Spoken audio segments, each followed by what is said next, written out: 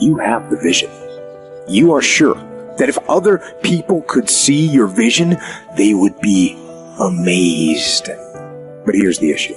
They aren't going to see your vision unless you do the work. Unless you type those words, write that code, unless you do the work, the world will never see your vision. And the only way to bring it to life is to work. The world's going to keep moving. The clock is going to keep ticking. Everything that starts has an end. It's just life. If I looked at my car, if you looked at your phone, time never stops for no one. Just keep pushing forward. With enough action, any goal can be achieved. Take the shot, swing the bat, throw the stick. Just go for it over and over and over again until you're so emotionless on failure or rejection. All these failures weren't failures. They were just attempts that showed me the right way to do so. You forego immediate pleasure for the exchange of long-term self-respect. If you want to be happy, you have to discipline your behavior. The road to sustained happiness is through disciplining your behavior. Play the long game. Aim for legendary. Say, I want to have the guts and the grit and the acumen and the mindset and the capability and the commitment to create enduring success.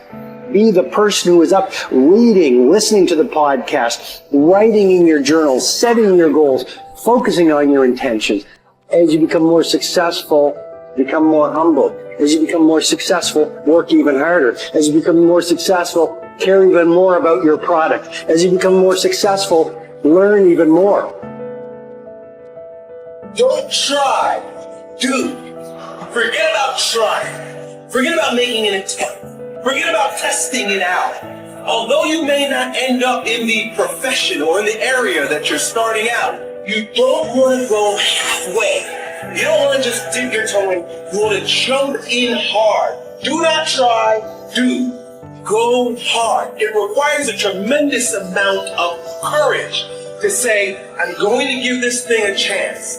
I'm going to give it my all. And if it doesn't work out, that's okay. But I know that I tried my best. Legends don't settle for being a winner. They strive to be complete domination. Legendary. If you really truly dominate, people are going to see it. They're going to be drawn to you. They will remember your fucking name, because by dominating your life, you will make a profound impact on all of the lives around you. Just winning is not enough, but dominating people who are winning, that's something that'll leave you a fucking legacy.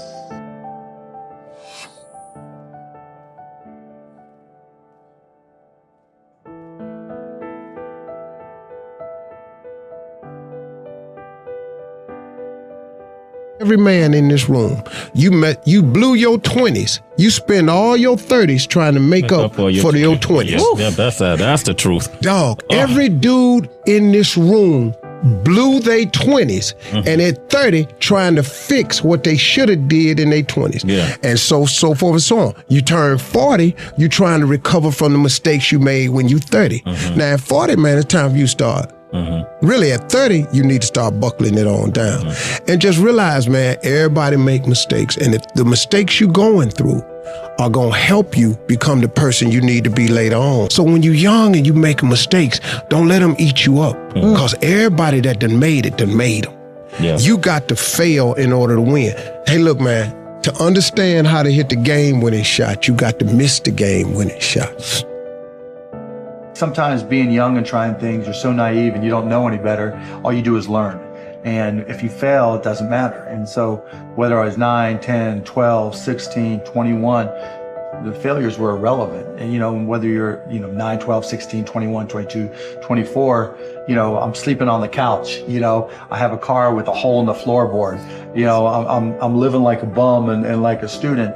And so what did I have to lose? And so I think that influenced me as much as anything. So, it was, my dad was like, go for it, why not? What have you got to lose? You have to sleep on a different couch. So I think that was motivation. One of the greatest pieces of advice that my mother gave me was this: son, whenever you start, you make sure you finish. And the problem with the world today, people get involved with things, and if they don't like a certain person, if they don't like the process, if it's not what they thought it was, they quit. And what they don't understand about quitting becomes a habit that doesn't just affect you. Later on in life, when you get a wife and you get some kids or you get a family, it's going to come back to hunt you, and it will one day affect them. That is why I tell you the process is more important than the product. It's not even about the outcome for me. It's about, can you take pride in what you do as an individual, and every night when you look in the mirror, knowing that you gave everything you had to it. And we have to get to the point where we're willing to impose our will on certain things. Impose your will on it. My life totally changed. And they gave me an opportunity to stop. And most people, when you give them an opportunity to stop while they're chasing something, they take advantage of it because they feel as if, man, why did this have to happen to me? I felt as if, why not me? This is the perfect opportunity to use this to be a blessing to somebody else. And you know what? It's not even about me, to be truthful. It's not even about me. Now it's about repaying the people that invested in me and saw something in me when I couldn't see it in myself. At a certain point in life, it can't just be about you. And the moment that we understand that, and every day we wake up, we understand that life is a blessing and life is a gift. And if you were to check out today, how would you want to be remembered? It's bigger than you. The body is very important, but the mind is more important than the body. We have to visualize what that body ought to look like in order to make it win, because that's what creates then the will that you need to go to the gym every day. The will that makes you go into the 4 steps, the will that makes you go beyond when you do your 500-pound reps in the squats and you can't do another rep and your body is shaking. It's the will that makes you go one more time down and struggle up one more time. And so it's all of this, so the mental aspect that motivates you and that makes the difference between you being in the gym full of joy and looking forward to doing that extra rep and looking forward to doing those extra 100 reps in the sit-ups and working past the pain barriers. That all is the mind. That's not the body. So this is why I think the body is very important, but the mind is more important than the body. Attitude has been called the most important word in any language in the world, because it's our attitude toward our world, toward all the people in it, that will determine the world's attitude and all the people's attitude toward us. It's a simple thing. Most of us know it, but we tend to forget it. People will react to us according to our attitude. And our attitude is the greatest gift we can be given. You know, the little creatures of the world were given a wonderful gift by Mother Nature called protective coloring, in which they can blend into the background without being seen. But man was not given this great gift, because man was given an incalculably greater one. Only man has the godlike power to make his surroundings change to fit him, because his environment will change as he changes. A man's environment is a merciless mirror of him as a human being. And if he thinks his environment can stand a little improvement, all he has to do is improve, and his environment will improve to reflect the changing man.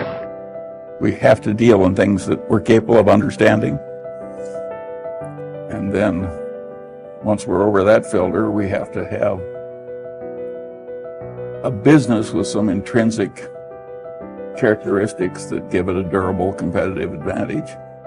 And then, of course, we would vastly prefer a management in place with a lot of integrity and talent. And finally, no matter how wonderful it is, it's not worth an infinite price. So we have to have a price that makes sense and gives a margin of safety considering the natural vicissitudes of life. It's a very simple set of ideas. And the reason that our ideas have not spread faster is they're too simple. The professional classes can't justify their existence if that's all they have to say.